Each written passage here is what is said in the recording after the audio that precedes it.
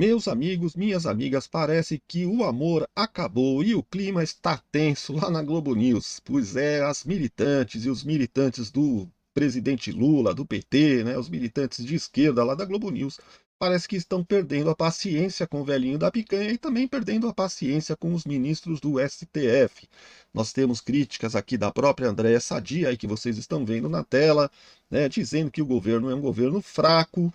Nós temos críticas de outros comentaristas e o Demétrio Magnoli dizendo que ficou com receio de falar coisas sobre o STF por conta do pronunciamento do Edson Fachin no discurso que ele havia feito anteriormente, antes da volta do recesso, né? Agora nós tivemos a reabertura dos trabalhos do Congresso e do Judiciário, e o ministro Fachin fez um novo discurso ali um pouco mais ameno do que tinha feito anteriormente, porque anteriormente ele havia feito um discurso, quando ele falou sobre esse código de ética, né, dos ministros, ele havia feito um discurso, né, incisivo, dizendo que quem falasse contra o STF seria considerado antidemocrático, como vinha fazendo lá o Alexandre de Moraes. Qualquer um que se oponha à instituição STF, né, Superior Tribunal Federal, qualquer um que se oponha aos ministros seria considerado antidemocrata, né? Ou seja, iam seguir naquela toada, mas parece que agora o ministro amenizou um pouco o discurso, fez um discurso um pouco mais calmo, tal, e aí as militantes ali estavam comentando também sobre isso. Nós vamos assistir aqui, pessoal, tudo isso daí, porque o conteúdo tá sensacional, né? Essa parte do Demétrio Magnoli admitindo que ficou com medo de falar contra o STF, está no finalzinho ali, é o último corte que eu vou mostrar. Nós vamos começar aqui com a Andréa Sadi detonando o governo, dizendo que o governo é fraco. Vamos assistir aqui, pessoal, que o conteúdo está sensacional. Vamos lá. Governo não tem estratégia, não tem planejamento e também não tem agenda, como eu sempre coloco aqui. Qual que é a agenda do governo Lula? Qual é? O que o governo Lula vai defender para 2026 como bandeira? Que a gente faz esse debate aqui o tempo todo. Não tem. Qual que é, Valdo, a embalagem? Qual o produto que eles vão vender para o eleitor, do ponto de vista de vitrine eleitoral? Não tem. Então, o Congresso, de fato, farejou esse governo fraco, porque é um governo que vive de glórias passadas, mas as pessoas estão olhando para frente, as pessoas não estão olhando para trás. Foi. E agora, para frente? Então, a parte da negociação também é olhando para frente, como eles vão fazer essa composição de palanques com partidos. Eu acho muito difícil eles conseguirem fechar com partidos que não sejam de centro-esquerda. Faz uma fala que muda. Aí a Andréa Sadi detonando, hein, dizendo que o governo é fraco e que não tem projeto para o Brasil, né? Eles não têm nada para apresentar. A não ser essas bolsas que aí já estão todo mundo cansado de saber e que já não está mais enganando a população, né? Alguns graus do tom que ele já tinha dado em notas anteriores. Eu fiquei uma semana fora e vi claramente, porque distante que estava, essa mudança de tom do ministro Edson Fachin. Primeiro porque num gesto inaugural de defender o que ele fez logo na sua posse, ele não foi muito levado a sério por alguns dos seus pares. E aí ele passou a receber muitas críticas também, de eventualmente passar a mão na cabeça de colegas e tal. E acho que agora, me parece, vou já consultar quem sabe muito, me parece que ele resolveu calibrar o tom da sua mensagem. E aí tem dois pontos antes da gente começar a debater que são importantes. O primeiro ponto, é fato que o Supremo Tribunal Federal foi a instituição primordial na pandemia. Não tivesse sido o Supremo Tribunal Federal, o resultado da pandemia teria sido ainda mais avassalador. Isso é um fato. Um outro fato, a resistência Isso daí é a opinião dela, né? Que eu tenho opinião bastante diversa sobre isso. à democracia. O Supremo Tribunal Federal foi muito importante. Mas esses dois... Foi muito importante para destruir a democracia, né? A gente tinha uma democracia que não era perfeita e eles simplesmente destruíram, né?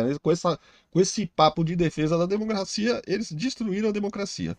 ganhos do Supremo não podem tirar o Supremo de uma discussão séria e necessária de um código de conduta. Porque uma parte da sociedade está pedindo isso, uma parte expressiva da sociedade. Aqueles que reconhecem no Supremo uma instituição que fez tudo isso, aqueles que rechaçam, inclusive, o papel do Supremo Tribunal Federal nesses dois momentos e em outros momentos. Mas ainda assim, se fizerem uma pesquisa, certamente muita gente vai dizer que sim, por que não? Um código de ética, um código de conduta. Agora que o Bolsonaro já está preso, né? Agora eles concordam em falar sobre código de ética, em mudanças do Supremo, mudanças do comportamento dos ministros, né? Porque antes, quando era em defesa da democracia, em defesa do ação do golpe, né?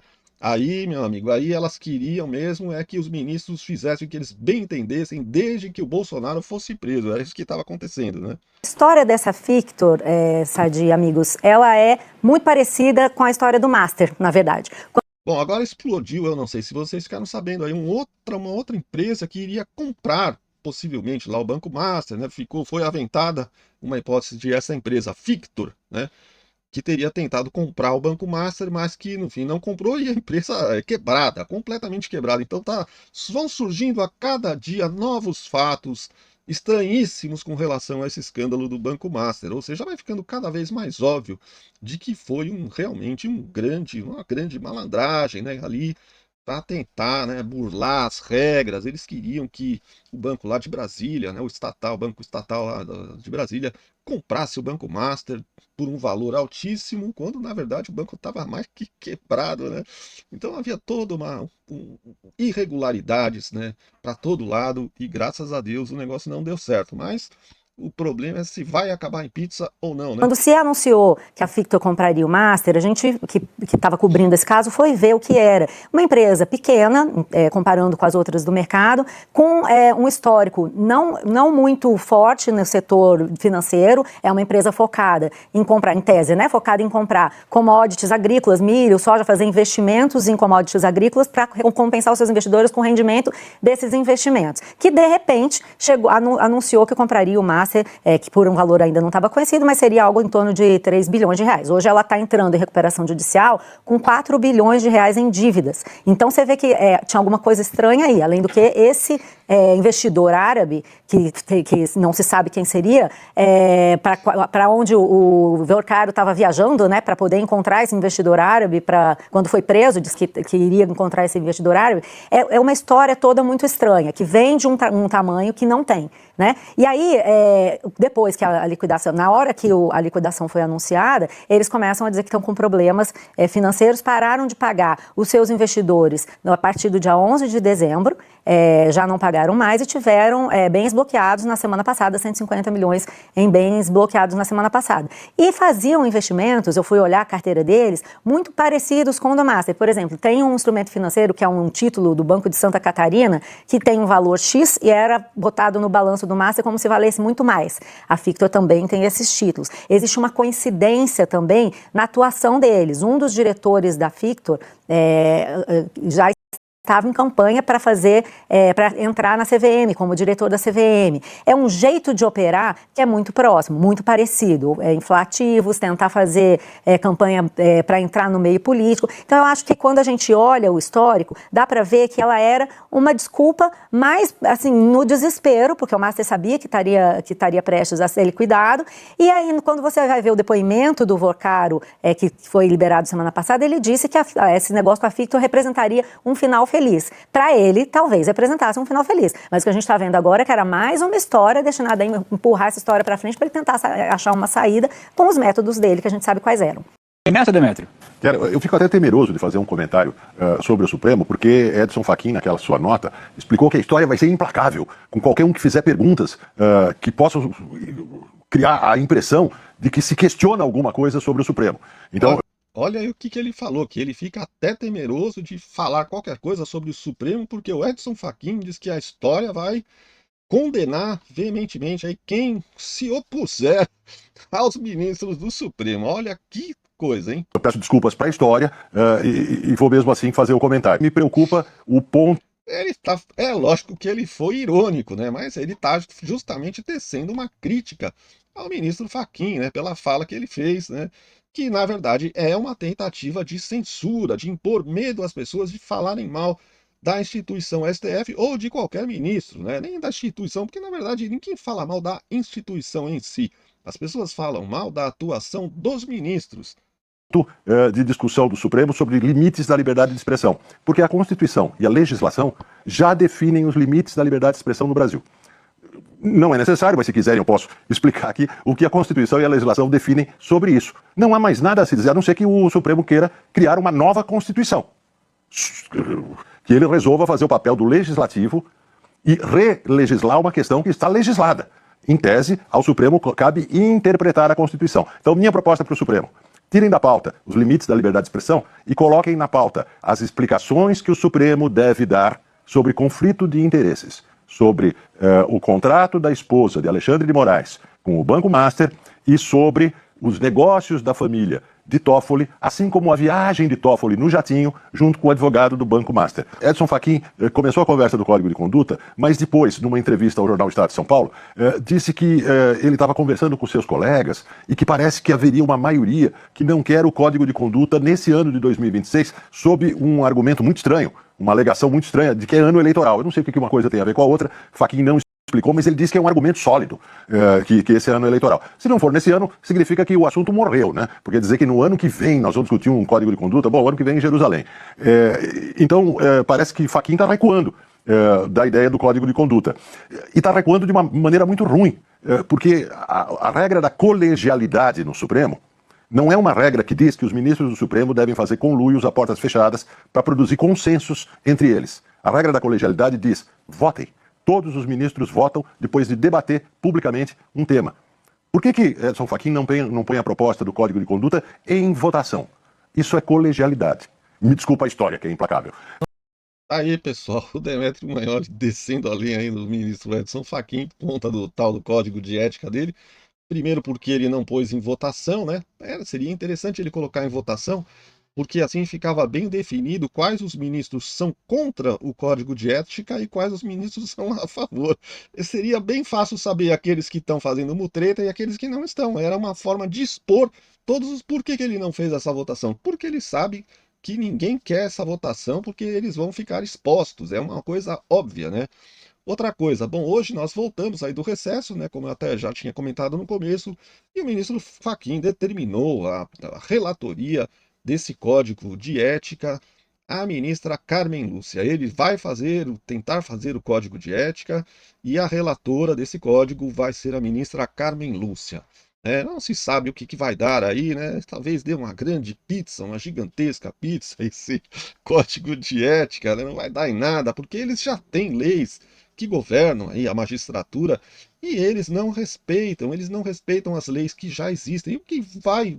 Por que cargas d'água eles vão respeitar um código de ética que está sendo feito aí só para tentar calar a boca, né, das pessoas e fazer parecer que, na verdade, eles estão sendo corretos, tal, né? Essa é a verdade, eles não estão nem aí, né? Eles querem continuar fazendo aí as coisas que eles fazem ao bel prazer e que não são corretas, não são nem éticas e principalmente não são morais. Elas são, ao contrário, são imorais, né? Como, por exemplo, a esposa, a mulher do ministro Alexandre de Moraes ter um contrato com o Banco Master e receber mais de 3 milhões de reais por mês, né? Complementando, é um total de 150 milhões de reais por um contrato ali de algum tempo, né? Então é um negócio absurdo. Como também não é imoral o ministro Dias Toffoli viajar num avião de um advogado do Banco Master, como é imoral o ministro Dias Toffoli usar seus irmãos como laranjas para ter a propriedade do resort lá, Tuiuti, lá, não sei como é que é o nome daquele raio, daquele resort, Tuiuti, sei lá como é que chama o negócio.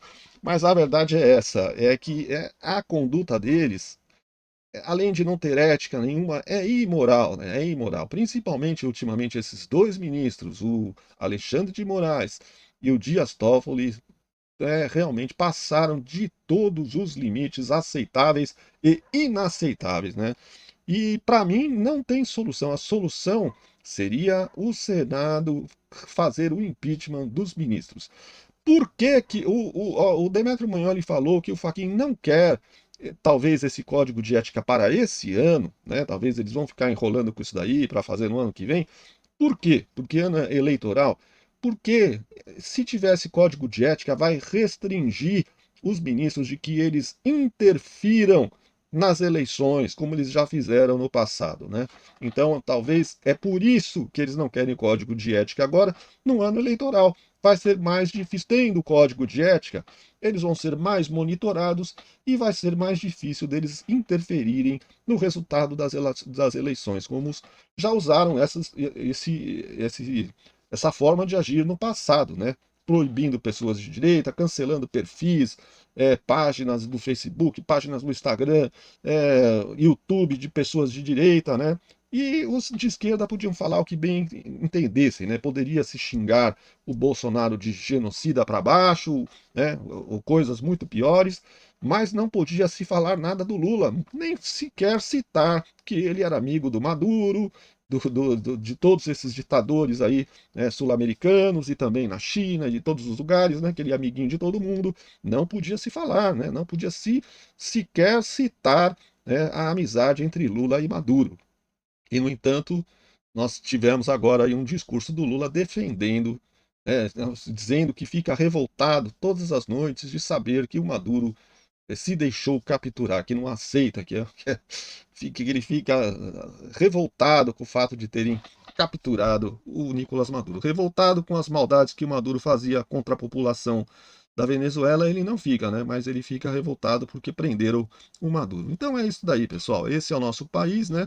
É uma república das bananas que nós estamos vivendo, onde quem manda é o STF e o presidente Lula no sistema Supremo PT, né? Os regimes Supremo PT, que foi instaurado aí pelo STF desde o dia em que eles resolveram soltar o Lula da cadeia e reconduzi-lo à presidência da República. Obrigado por assistirem o vídeo até o final. Um grande abraço, fiquem com Deus e não esqueçam de deixar seu like, se inscrever no canal, acionar o sininho das notificações e principalmente deixar um comentário, beleza? Um comentário é muito importante aqui para o canal e a gente gosta de saber o que vocês estão pensando sobre tudo isso. Deixa seu comentário aqui, nos comentários existe democracia, pode falar o que você quiser, beleza? Um grande abraço, tudo de bom e fiquem com Deus.